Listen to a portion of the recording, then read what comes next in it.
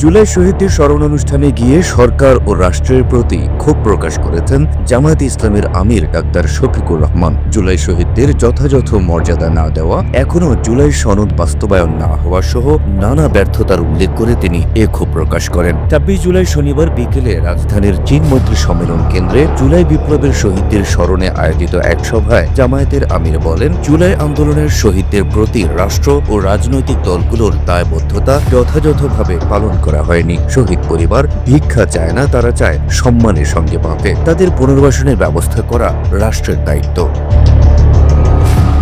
জুলাই সনদের বাস্তবায়ন না হওয়ায় হতাশা প্রকাশ করে জামায়াতের আমির বলেন, আজও জুলাই সনদ বাস্তবায়িত হয়নি, যা দুঃখজনক। শহীদদের যথাযথ মর্যাদা দেওয়া হয়নি, এ নিয়ে আমরা অনুতপ্ত। ঐকমত্য কমিশনে আলোচনা চললেও কার্যত কোনো অগ্রগতি নেই। তিনি আরো বলেন, জুলাই যোদ্ধারা না থাকলে আজ আমরা হয়তো কেরানীগঞ্জ কিংবা কাশিমপুরে বন্দী থাকতাম। তাদের অবদান কখনো ভুলে যাওয়া উচিত নয়। ডাক্তার শফিকুর রহমান বলেন, জামায়াত জুলাই সনদ বাস্তবায়নে অগ্রাধিকার দিচ্ছে। শহীদ পরিবারগুলোর পাশে থাকার অঙ্গীকারে আমরা ওয়াদাবদ্ধ। প্রয়োজন হলে তাদের সম্মানের জীবন নিশ্চিত করতে ভিক্ষা করব, কিন্তু ন্যায় বিচার ও পুনর্বাসনে ছাড় দেব না।